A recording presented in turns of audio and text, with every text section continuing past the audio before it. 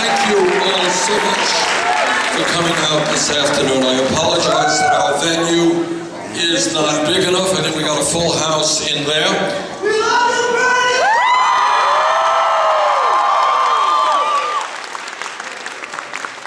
But I wanted to say just a few words and see everybody in person here.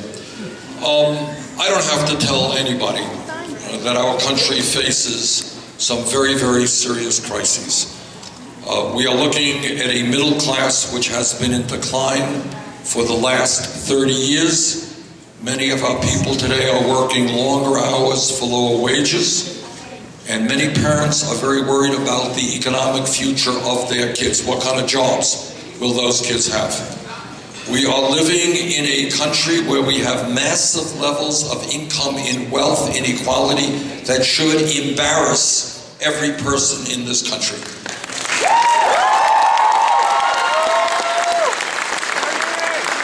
Our economy should not be about the top 0.1% owning almost as much wealth as the bottom 90%. We should not be about a nation in which we see a proliferation of millionaires and billionaires at the same time as we have the highest rate of childhood poverty of any major country on earth. So we have got to create an economy that works for all of us, not just the top 1%. And that's what we're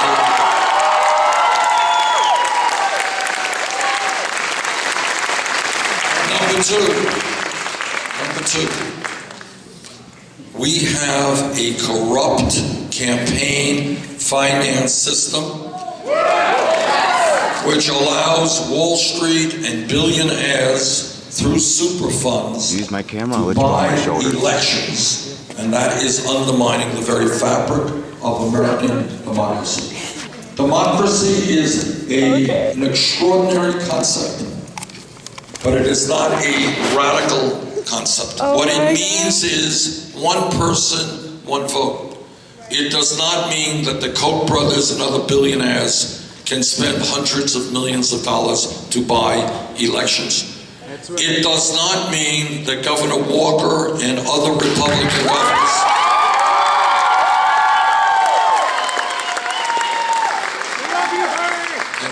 Republican governors all over this country who are working overtime to try to make it harder for people to vote. They are working actively to suppress the vote.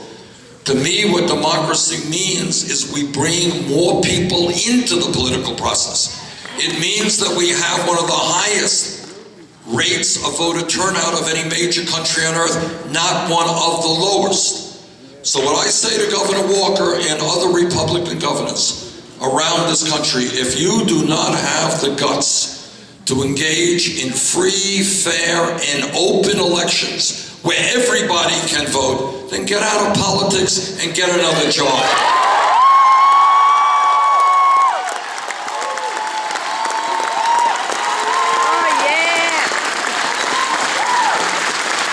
And when we talk about the issues that our country faces, we have got to also acknowledge that we have a broken criminal justice system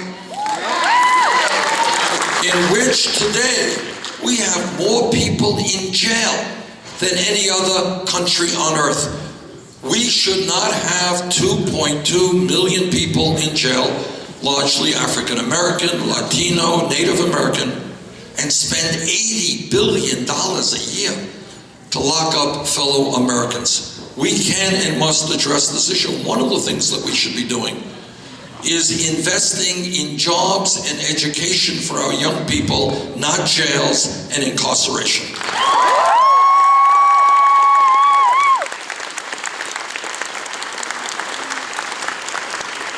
We need to change our national priorities. And what that means is we should not be the only major country on earth that does not guarantee health care to all people as a right. We should not be the only major country on earth that does not guarantee paid family and medical leave.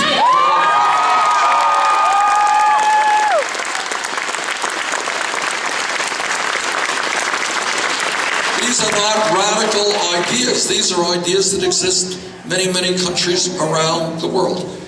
And lastly, let me just say this, that at a time when we have such a horrific level of income and wealth inequality, yes, the top 1%, yes, profitable corporations that make billions of dollars a year in profit are going to start paying their fair share of taxes.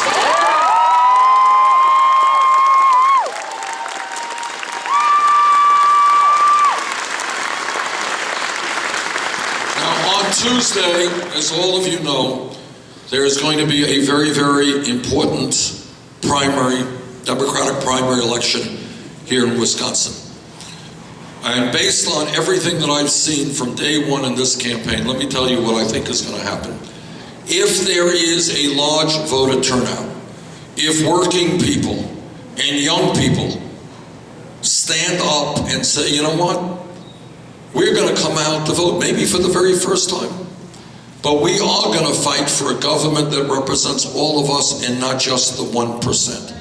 If that happens, if we have a strong voter turnout in Wisconsin on Tuesday, I think we're going to win.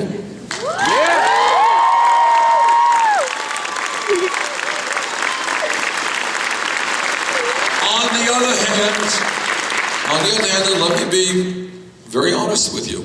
If the turnout is low, if a lot of working people continue not to engage in the political process, if young people do not come out to vote, middle class people do not come out to vote, we will likely lose. So my hope is that the next 2 days you will encourage everybody you know to exercise their democratic rights. Now, it may well be that your governor does not like the idea of large numbers of people voting. So let's give him a miserable day.